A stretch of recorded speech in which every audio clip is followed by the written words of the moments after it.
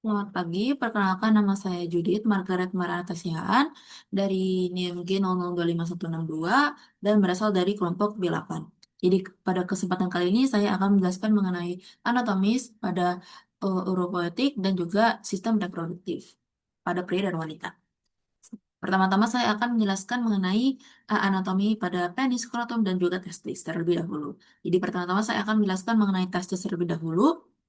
Nah, testis ini merupakan suatu merupakan suatu organ yang homolog dengan ovarium. Dan dia itu letaknya berada di skrotum dan jumlahnya itu sepasang.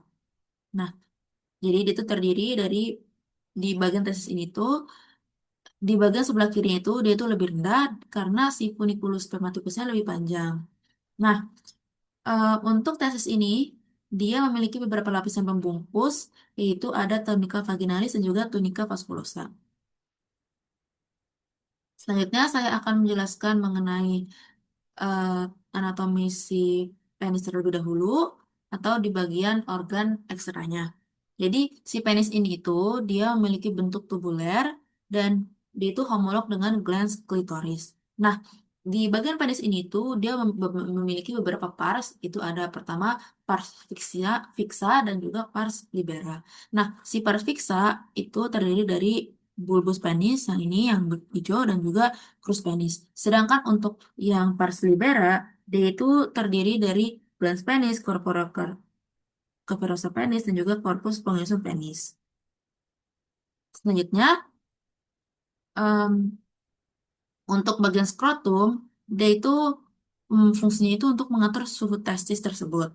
Nah, dia itu juga memiliki beberapa lapisan yang terdiri dari 9 lapisan yang terdiri dari pertama kulit, terus ada fascia dan musculus tertos, terus ada fascia spermatica externa, terus juga musculus cremasterica, fascia spermatica interna, tunica vaginalis lamina parietalis dan visceralis, kemudian tunica albuginea dan juga tunica vasculosa, dan terakhir ada si testis itu sendiri. Selanjutnya saya akan menjelaskan mengenai jalur perjalanan sperma. Jadi, si sperma awal mulanya akan dihasilkan, awal mulanya itu akan disebut sebagai spermatozoa yang dihasilkan oleh sel gamet di tubulus contortus seminiferus. Nah, si spermatozoa ini tuh akan keluar ke tubulus rectus seminiferus dan akan ke bagian rete testis. Nah, ini.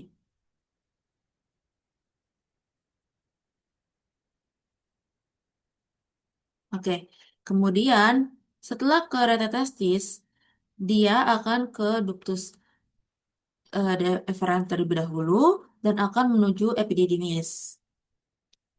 Setelah ke epididymis, si spermatozoa ini tuh akan menuju lagi ke ductus deferens, naik dan menuju ke ampulla ductus deferens agar bisa disalurkan ke ductus ejaculatorius yang kemudian akan disalurkan lagi ke ostium ductus ejaculatorius menuju uretra pars prostatica, uretra pars membranacea dan uretra pars spongiosa dan akhirnya akan disalurkan keluar melalui ostium uretra externum. Nah, jadi setelah saya menjelaskan tersebut, tentunya ada beberapa klinis yang pastinya dimiliki oleh organ-organ tersebut. Yang pertama ada di bagian interna, eh, di antaranya itu ada torsiotestis. Jadi seperti ini gambarnya. Oke, jadi si torsiotestis ini tuh merupakan klinis yang disebabkan karena si spermatica cordnya itu twisted atau tergiol. Intinya twisted yang menyebabkan eh, spermatiknya itu atau arterinya itu got strangled gitu. Jadi em, dan akan menyebabkan nekrosis di bagian testis tersebut. Jadi intinya akan berubah seperti ini. Nah, kemudian selanjutnya ada juga varikokel.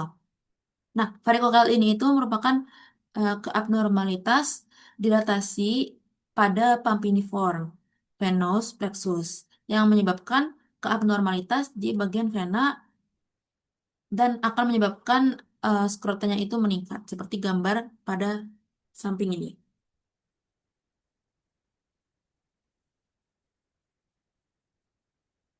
Oke, kemudian selanjutnya saya akan menjelaskan juga, itu ada juga pembesaran prostat.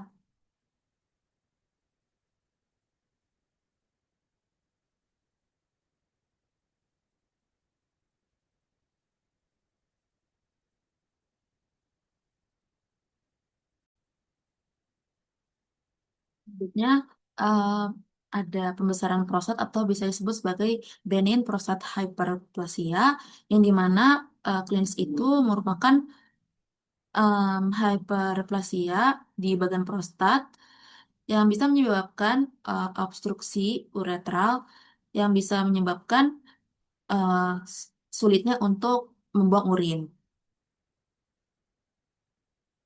Seperti itu. Oke, baik. Selanjutnya, setelah ini saya akan menjelaskan mengenai sistem uropoetika.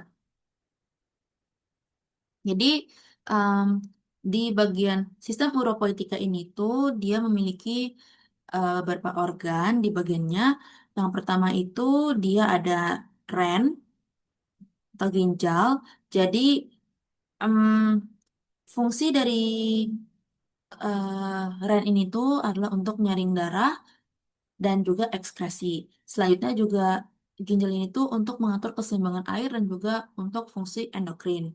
Nah, dia ini tuh merupakan eh, organ yang berada pada bagian retroperitoneal dan juga em, dia ini tuh memiliki juga terdiri dari glandula adrenal juga. Nah, kemudian setelah ren, nanti ada juga ureter. Nah, ureter ini tuh fungsinya untuk menyalurkan apa yang sudah difiltrasi di bagian ginjal tersebut agar bisa menuju ke vesika urinaria. Nah, si ureter ini tuh dia bentuknya kayak pipa dan juga em, dia ini tuh memiliki juga penyempitan di bagian ureternya tersebut. Nah, selanjutnya setelah ureter ada vesika urinaria. Nah, vesika urinaria ini tuh fungsinya untuk menyimpan urin yang sudah disalurkan oleh ureter dari ginjal tersebut agar jika sudah kebelet ingin mengeluarkan urin nanti akan dikeluarkan. Nah, dia ini tuh bentuknya itu kayak piramid dan juga eh dia strukturnya itu terdiri dari pertama ada apex fascicae, terus ada basisnya, dan juga ada permukaan superiornya. Nah, setelah spastika urinaria, ada juga terakhir itu ada uretra. Nah, uretra ini tuh merupakan bagian yang terakhir yang akan mengeluarkan urin yang sebenarnya, yang sudah difiltrasi dan juga sudah di reabsorpsi dan juga dilakukan hal tersebut agar bisa mengeluarkan urin yang sebenarnya. Nah, si uretra ini tuh dia juga memiliki sphincter yang bernama sphincter uretrae internum.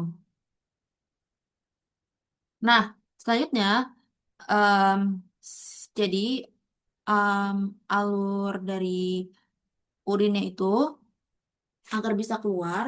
Sebenarnya tadi saya sudah menjelaskannya, cuma saya akan mengulanginya lagi. Jadi pertama-tama dari ren atau nefron, eh, bagian terkecil dari ren tersebut, urin akan em, keluar dan diproses melalui tubulus contortus proximal atau TKP. Selanjutnya akan masuk dan turun lagi ke bagian tubulus descendens Ansa-Henle dan menuju ke medula yang akan disalurkan ke tubulus ascendens dan sampai ke TKD atau tubulus collectivus distalis.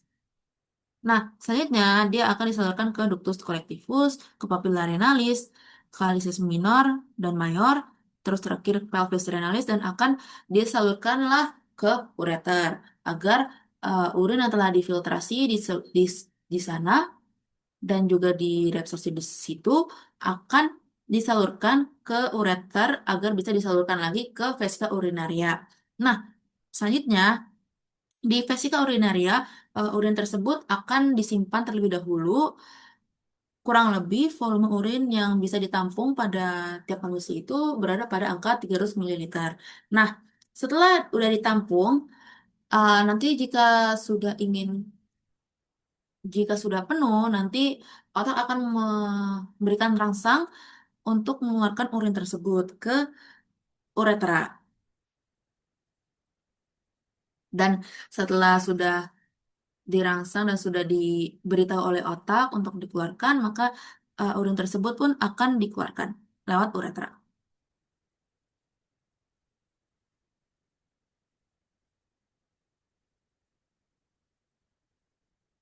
Oke, selanjutnya saya akan menjelaskan ke bagian yang ketiga, yaitu bagian pelvis yang ada di manusia. Jadi, em, pelvis ini itu terdiri dari ada beberapa macam bagian strukturnya. Yang pertama, dia itu ada sakrum, kemudian ada coccygeus, terus ada coccyx, dan juga kemudian di bagian ini dia ada crista iliaca, sias, apertura superior pelvis, acetabulum ossis, coccyx. Kemudian untuk di bagian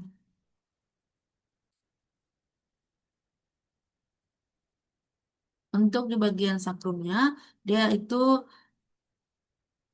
terdiri dari ada promontorium, linea transversae, foramina sacralia anteriora. Kemudian untuk di bagian belakangnya atau dorsal, dia ada crista sacralis lateralis dan juga mediana, dan juga ada medialisnya. Oke, selanjutnya dia juga memiliki ligamen, yaitu namanya ligamen sacroiliaca anterior dan juga ligamentum sacrospinosus.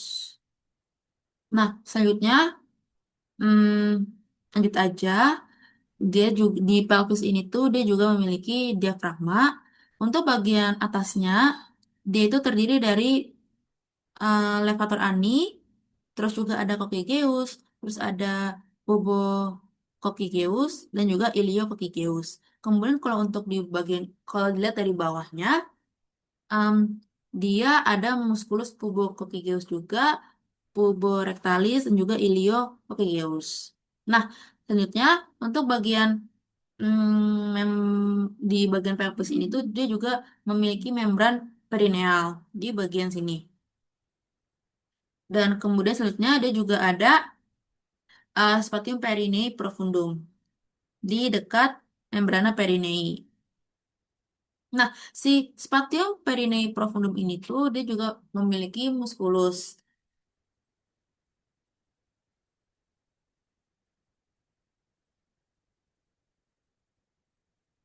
di bagian muskulusnya,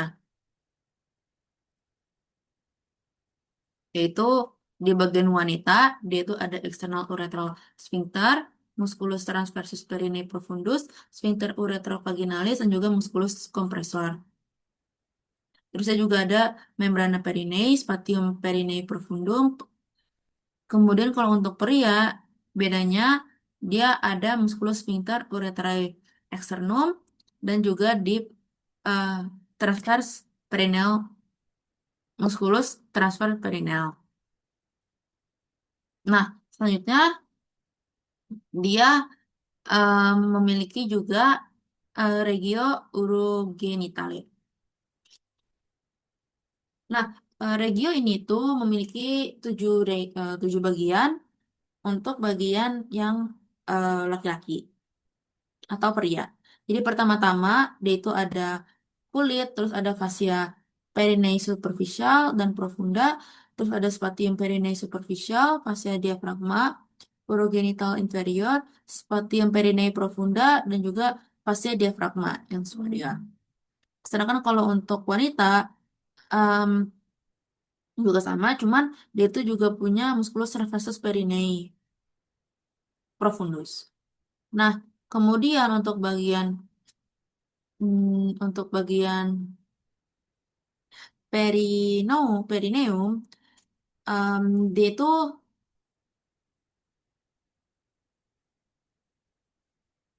memiliki,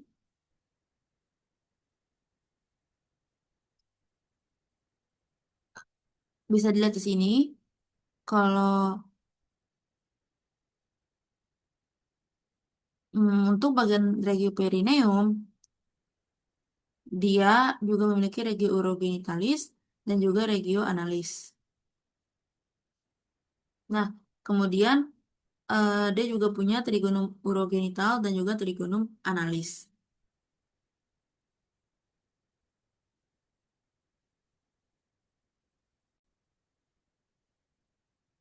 Selanjutnya, hmm, saya akan menjelaskan mengenai perbedaan pelvis pada pria dan wanita. Jadi, em, kalau pelvis wanita, dia bentuknya akan lebih bulat daripada pria. Karena punya pria, aritus pelvisnya itu akan seperti jantung. Nah, kemudian untuk bagian sakrumnya, untuk bagian wanita, yaitu lebih pendek, luas, kurang melengkung, sedangkan untuk pria panjang sampai melengkung ke depan. Nah, kemudian em, untuk wanita, pigeusnya itu lentur, sedangkan pria kuat. Kemudian tulang iliumnya atau os ilium untuk wanita miring ke lateral, sedangkan pria lebih tegak. Kemudian untuk cavitas pelvisius itu untuk wanita lebih dangkal dan luas, sedangkan untuk pria lebih sempit, dalam sempit. Kemudian untuk tulang pelvisnya untuk wanita dia lebih tipis dan tidak kuat, sedangkan pria tebal dan kuat. Nah, kemudian selanjutnya untuk bidang Hodge, nah dia itu untuk bagian pertama, dia itu akan ditarik setinggi aditus pelvis, yang ini bisa dilihat, yang paling atas. Kemudian untuk yang kedua, dia itu akan ditarik melalui tepi bawah sifisis os pubis dan sejajar dengan bidang yang pertama. Terus untuk yang ketiga, akan ditarik setinggi spina ischiadica dan sejajar dengan bidang yang pertama dan kedua. Dan yang untuk terakhir, itu akan ditarik setinggi tulang kaki jauh dan sejajar dengan bidang pertama, kedua, dan ketiga. Kemudian selanjutnya ada episiotomi. Nah, untuk episiotomi ini tuh sendiri terjadi kalau semisal saat melahirkan, perineum bisa meregang dan akan robek. Nah, eh, kalau misalnya untuk mencegah hal tersebut, akan dilakukan episiotomi ini. Nah, jadi episiotomi ini tuh punya dua tipe. Jadi ada yang bagian median dan mediolateral. Kalau yang median itu eh, cara lakuin episiotomi itu dia akan disayat dan dimulai pada garis tengah komisura posterior lurus ke bawah, tapi enggak sampai mengenai serabut sphincter ani. Tapi kalau yang episiotomi yang mediolateral, eh, penggunaan sayatan itu akan dimulai 45 derajat dari midline. Baik, mungkin Hmm, itu saja yang akan bisa saya sampaikan pada kesempatan kali ini. Terima kasih telah mendengarkan.